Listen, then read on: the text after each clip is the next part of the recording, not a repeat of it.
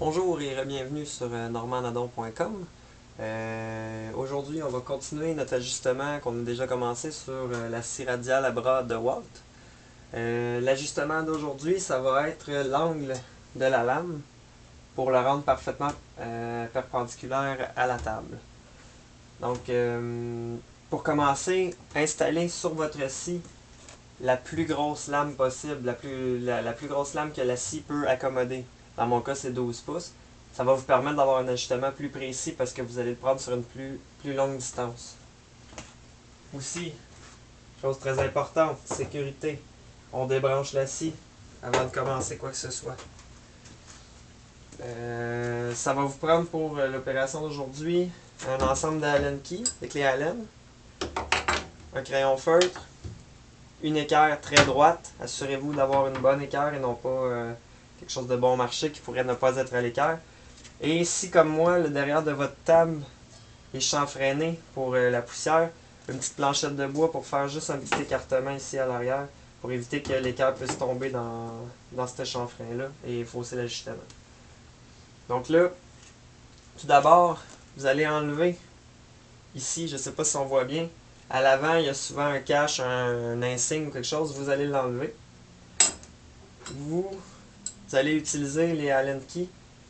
Vous allez lousser celle du centre ici.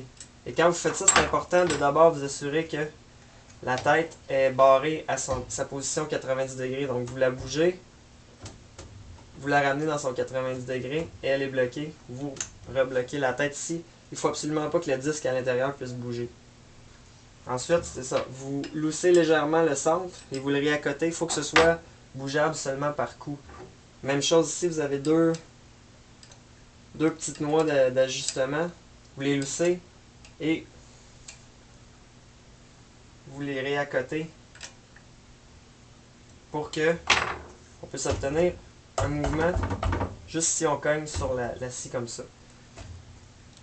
Dans le même ordre d'idée que l'ajustement précédent, on va aller trouver la dent qui est la plus vers mon équerre. Dans ce cas-ci, mon équerre, je vais la mettre sur ce côté-ci de la lame, par en dessous, comme ça, pour aller chercher mon 90 degrés. Donc là, c'est simple, on met une petite planchette de bois bien droite à l'arrière pour faire un écartement avec ma clôture parce que dans mon cas, il y a un chanfrein tout le long à l'arrière qui ferait tomber l'équerre dans le chanfrein.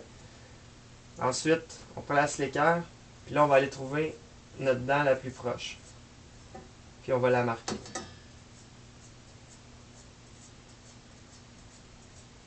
C'est toujours plus facile de commencer si la scie est un peu en angle vers le haut. C'est plus simple à faire pour justement trouver la dent et tout.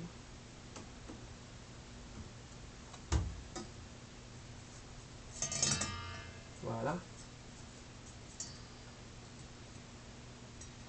Encore une fois, j'en ai 3 qui touchent, comme dans l'ajustement précédent.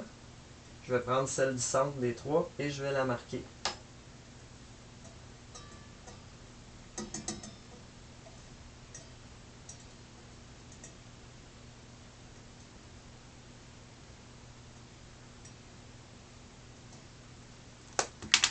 Très important de faire ça, vous allez toujours utiliser cette dent-là comme référence pour votre ajustement. Donc là, on sait qu'elle touche en haut, ici. J'entends un léger toucher. Faut pas non plus là, arracher la lame sur l'équerre. Le but, c'est juste de l'entendre à peine frotter, à peine toucher. Je sais pas si tu peux entendre. Quand je continue, après ça, on n'entend plus. Quand je retombe dessus. Donc c'est ça qu'on cherche à aller chercher. C'est davantage important dans cette opération-là que dans celle d'avant. Ensuite, on va aller voir si elle touche aussi en bas. Là, c'est certain que non, parce que je vois à l'œil que j'ai un angle. Donc c'est là qu'on va venir redresser le moteur légèrement. Et on recommence l'opération comme ça, jusqu'à ce que notre dent touche en haut et en bas autant, légèrement, et que les autres dents ne touchent pas. Si on l'a fait, si on a bien sélectionné notre dent, c'est ça que ça va donner.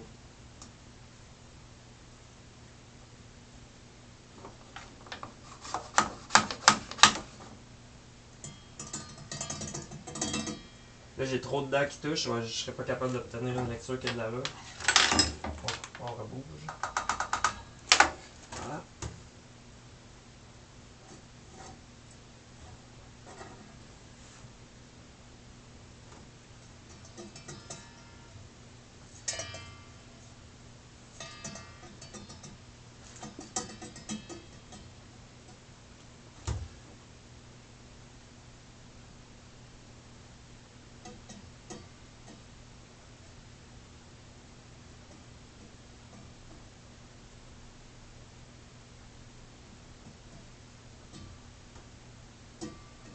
Là, étrangement, je me retrouve que c'est pas la même dent qui frotte. C'est probablement dû parce que j'avais beaucoup trop d'angles et que là, sur cet angle-là, c'est plus la même dent, mais on va juste la marquer. Je me retrouve à avoir sauté de 2 dents. Mais ça montre quand même qu'une lame, c'est pas droit du tout parce que selon l'angle, j'ai pas, c'est pas les mêmes dents qui sont vers l'extérieur. Donc là, je l'ai marqué encore. Puis cette dent-là, il faut qu'elle touche aussi en bas. Donc là, il m'en manque encore un peu.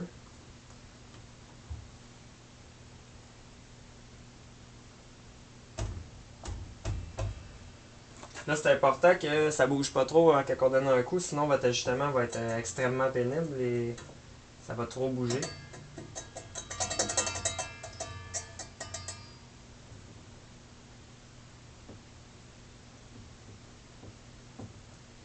Là, j'ai dépassé.